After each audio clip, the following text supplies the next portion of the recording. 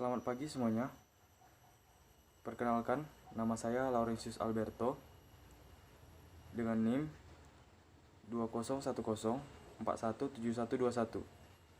Baiklah, di sini saya akan menjawab soal ujian tengah semester manajemen pemasaran. Soal yang pertama, jelaskan apa yang dimaksud dengan manajemen pemasaran dan mengapa manajemen pemasaran penting dalam dunia bisnis. Jawabannya, yang pertama, manajemen pemasaran atau yang sering disebut marketing manajemen merupakan salah satu jenis manajemen yang dibutuhkan untuk semua bisnis. Marketing manajemen ini menyangkut produk atau jasa agar lebih dikenal konsumen.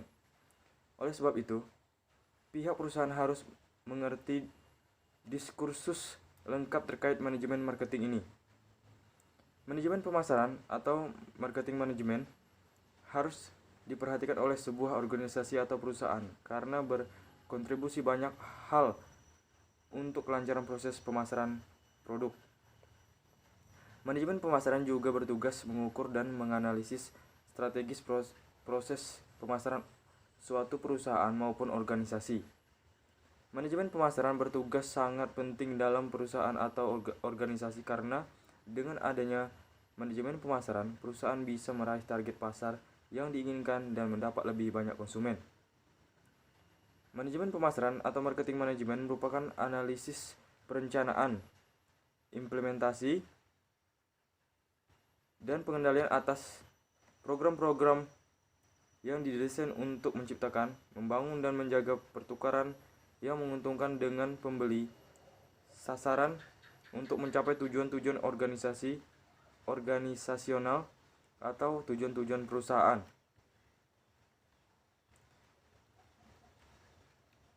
Manajemen pemasaran atau marketing manajemen berasal dari dua kata, yaitu manajemen dan pemasaran.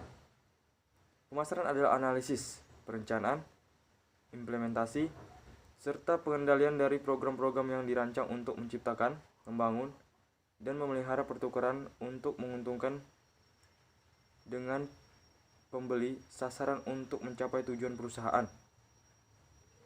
Sedangkan manajemen adalah proses perencanaan atau planning, perorganisasian atau organizing, penggerakan atau actuating, pengarahan atau directing, dan pengawasan atau controlling.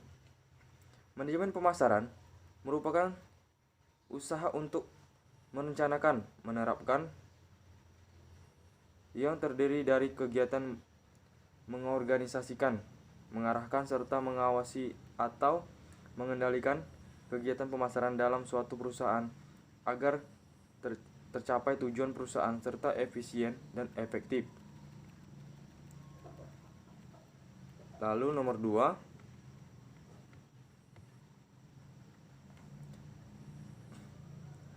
pemasaran bukan hanya memasarkan barang dan jasa saja, melainkan terdapat sekitar 10 hal atau produk yang bisa dipasarkan. Sebutkan dan jelaskan.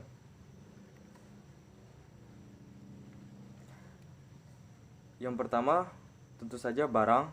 Perusahaan bisa memasarkan mobil, lemari es, handphone, laptop, jam tangan, dan lain sebagainya. Lalu yang kedua, jasa. Contohnya industri perbankan, transportasi meliputi darat, laut, udara, asuransi, bahkan laundry dan warung internet. Yang ketiga, acara. Pemasaran juga digunakan untuk memasarkan acara-acara khusus guna menyebarkan kepada halayak ramai bahwa sedang terjadi acara khusus tersebut. Sebagai contoh, pada acara olahraga seperti Liga Sepak Bola. Pemasaran berperan penting untuk membantu penyelenggara liga, dalam hal ini perusahaan penyelenggara, agar diketahui oleh banyak halayak ramai dan banyak orang yang menonton acara liga tersebut. Dengan rating penonton yang tinggi, memungkinkan penyelenggara untuk mendapatkan lebih banyak sponsor yang mau membiayai mereka untuk menyelenggarakan acara liga tersebut. Yang keempat, pengalaman. Contohnya produk-produk Apple yang menawarkan pengalaman bagi penggunanya tentang keindahan, kemudahan, eksklusivitas, serta kecanggihan. Contoh lainnya, Walt Disney World Magic Kingdom. Ada kapal bajak laut, dunia peri, rumah hantu, dan wahana lainnya. Yang kelima, orang. Sumber daya manusia juga merupakan pasar yang besar. Melihat perkembangan penduduk secara statistik maupun kompetensi atau keahlian, maka manusia adalah potensi pasar yang menjanjikan, baik pemasaran orang dalam jumlah besar untuk menjadi tenaga kerja maupun pemasaran orang secara individual. Yang keenam, tempat. Suatu tempat yang memiliki daya tarik keindahan, unik, bernilai jual, pasti mendatangkan keuntungan. Seperti tempat wisata, kos-kosan, kontrakan, hotel, mall, dan lain sebagainya. Yang ketujuh, properti. Hak kepemilikan tak berwujud atas properti yang sebenarnya, real estate, maupun properti finansial dalam bentuk saham dan obligasi. Yang kedelapan, organisasi. Organisasi menawarkan pada pasar sasarannya beragam pelayanan jasa. Organisasi bisa menjual keahliannya dan keunikannya. Contohnya organisasi yang membangun brand mereka sebagai organisasi non-profit seperti Wikipedia. Organisasi yang menawarkan jasa seperti agen pemasaran, event organizer, dan lainnya. 9. Informasi. Era informasi yang begitu pesat berkat dukungan teknologi informasi saat ini menjadikan bisnis ini peluang pasar yang menggiurkan saat ini. Informasi-informasi yang ditawarkan juga sangat bermacam-macam. Marketer dapat mengambil peluang ini dengan membangun brand yang unik, berbeda dari yang lainnya, dan bernilai jual. Era informasi saat ini sangat dipengaruhi pesatnya perkembangan internet. Contoh peluang yang bisa diambil seperti website, toko online, pemasaran online, maupun blogging yang menawarkan informasi. Yang ke-10, gagasan. Setiap penawaran pasar mencakup suatu gagasan dasar. Charlie Revson dari Revlon mengamati, di pabrik kami membuat kosmetik, di toko kami menjual harapan. Produk dan jasa adalah platform untuk menyerahkan beberapa gagasan atau manfaat. Pelaku pemasaran sosial sibuk mempromosikan gagasan. Seperti katakan tidak pada narkoba. Selamatkan hutan kita. Lalu nomor 3, coba saudara jelaskan model pemasaran holistik menurut Kotler dan Keller. Pemasaran holistik, Kotler dan Keller mendefinisikan pemasaran holistik merupakan konsep yang didasarkan pada pengembangan, perancangan, dan implementasi program pemasaran yang mengakui keluasaan dan interdependensi mereka. Lalu nomor 4, jelaskan evolusi bauran pemasaran. Bauran pemasaran yang terdiri atas produk, price, place, dan promotion. Seiring perkembangan zaman dan tuntutan pasar yang senantiasa mengalami perkembangan, telah mengalami evolusi dan terus berkembang searah dengan perkembangan perilaku konsumen dan kecerdasan para ahli pemasaran. Lovelock dan Wright mengembangkan bauran pemasaran atau marketing mix menjadi dengan menggunakan pendekatan, yaitu produk, element, place, cyberspace, and time, promotion and education, price and other user outlay, process, productivity and quality, people, and physical evidence.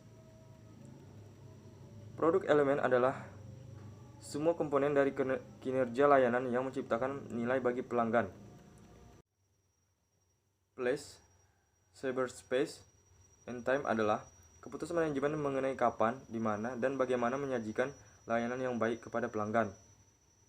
Promotion and education adalah semua aktivitas komunikasi dan perancangan insentif untuk membangun persepsi pelanggan yang dikehendaki perusahaan atas layanan spesifik yang perusahaan berikan.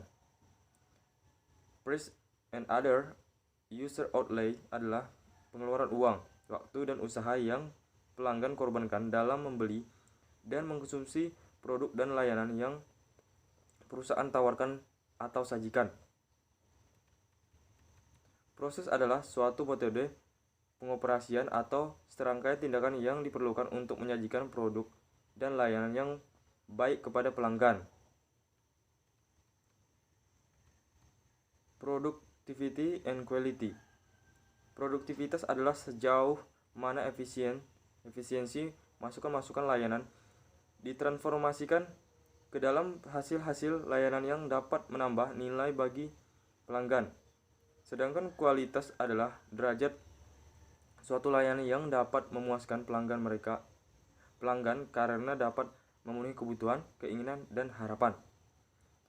People adalah pelanggan dan karyawan yang terlibat dalam kegiatan memproduksi produk dan layanan atau service production. Physical evidence adalah perangkat-perangkat yang diperlukan dalam menyajikan secara nyata kualitas produk dan layanan. Lalu selanjutnya nomor 5. Pemasaran secara berkala sebaiknya melakukan analisis terhadap value yang diberikan ke pelanggan. Hal ini untuk mengetahui kekuatan dan kelemahan pemasar dibandingkan para kompetitor. Sebutkan dan jelaskan langkah-langkah dalam melakukan analisis value tersebut. Yang pertama, tetapkan prosedur yang diperlukan untuk setiap aktivitas utama. Mulailah dengan mengidentifikasi prosedur yang diperlukan untuk setiap aktivitas utama. Misalnya, pembuat furniture akan mencantumkan proses mereka untuk mendapatkan bahan mereka di bawah logistik masuk dan proses pengiriman mereka di bawah logistik keluar. Lakukan ini untuk masing-masing dari 5 kategori: logistik masuk, operasi, logistik keluar, pemasaran, dan penjualan serta layanan. Yang kedua, identifikasi prosedur yang diperlukan untuk setiap aktivitas pendukung. Tetapkan semua proses yang diperlukan untuk aktivitas pendukung yang berlaku untuk aktivitas utama. Misalnya, pembuat furnitur akan mencantumkan di bawah subkategori infrastruktur perusahaan bagaimana prosedur departemen akuntansi perusahaan mendukung logistik masuk, operasi, logistik keluar, dan sebagainya. Lakukan ini untuk semua aktivitas pendukung dalam infrastruktur perusahaan, manajemen sumber daya manusia, pengembangan teknologi, dan pengadaan. Yang ketiga, analisis setiap proses untuk kemungkinan perbaikan. Setelah Anda menetapkan setiap proses dalam rantai nilai Anda, analisis masing-masing untuk kemungkinan peningkatan nilai. Lihat di mana Anda dapat merampingkan proses, membuang langkah-langkah yang tidak diperlu,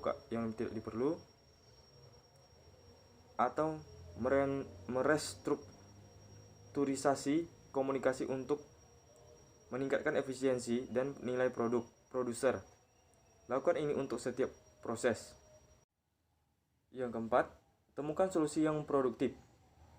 Sekarang setelah Anda mengidentifikasi area untuk perbaikan, temukan solusi realistis yang dapat Anda terapkan pada proses tersebut. Pilih beberapa area untuk ditangani dengan solusi konkret dan siapkan sistem pelacakan untuk membandingkan metrik setelah penerapan. Yang kelima, terapkan temuan. Terapkan solusi yang Anda pilih untuk proses Anda. Lacak metrik terkait untuk melihat bagaimana penyesuaian Anda meningkatkan nilai produk dan rantai nilai Anda secara keseluruhan. Yang selanjutnya nomor 6. Banyak perusahaan percaya bahwa kepuasan pelanggan merupakan hal yang penting. Apakah Anda setuju dengan pernyataan ini? Jelaskan jawaban Anda dengan menggunakan teori kepuasan pelanggan. Setuju.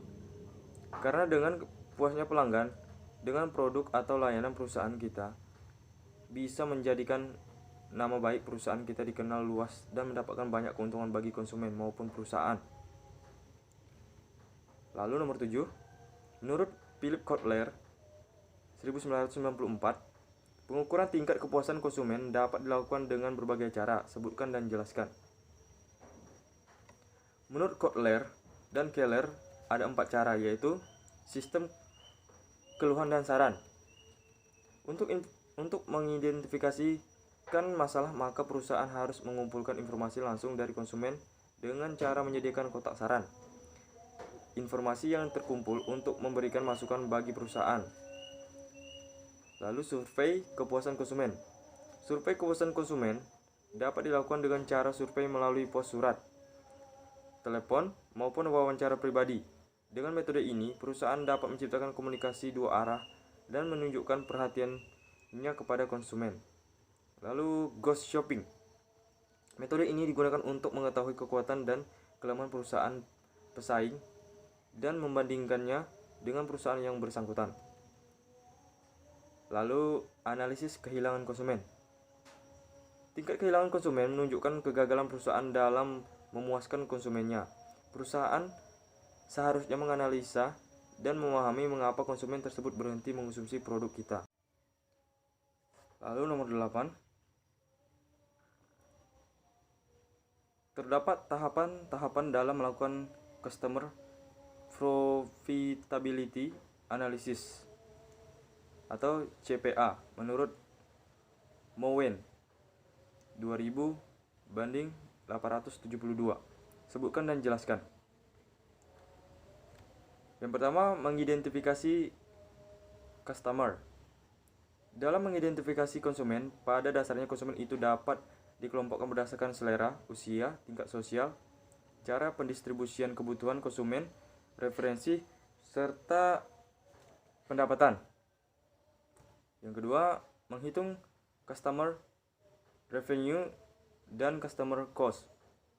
Customer revenue adalah pendapatan yang diperoleh oleh perusahaan dalam melakukan usahanya, dan ini ditentukan oleh faktor jumlah pembelian konsumen akan produk, pemberian diskon pada konsumen, dan sales return and allowance. Customer cost adalah biaya yang dibebankan kepada konsumen pada saat konsumen mengonsumsi produk atau aktivitas. Lalu nomor 9,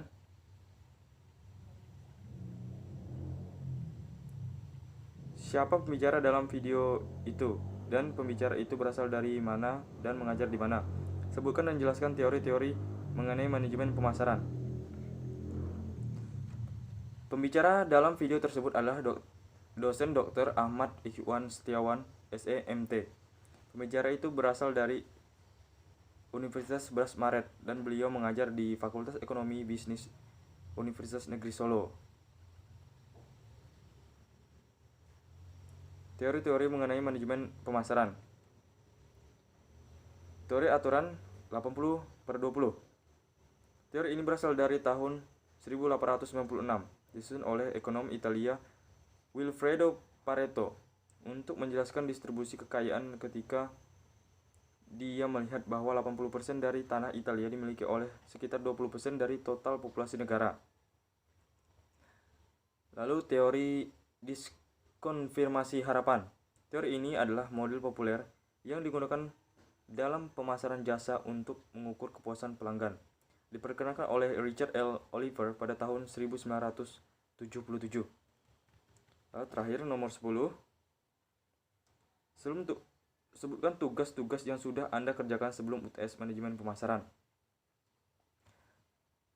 Video record pengertian dan konsep pemasaran, video record penerapan konsep pemasaran, dan video record menganalisis pasar konsumen. Baik, sekian saja jawaban dari ujian tengah semester Manajemen Pemasaran. Atas perhatiannya, saya mengucapkan terima kasih.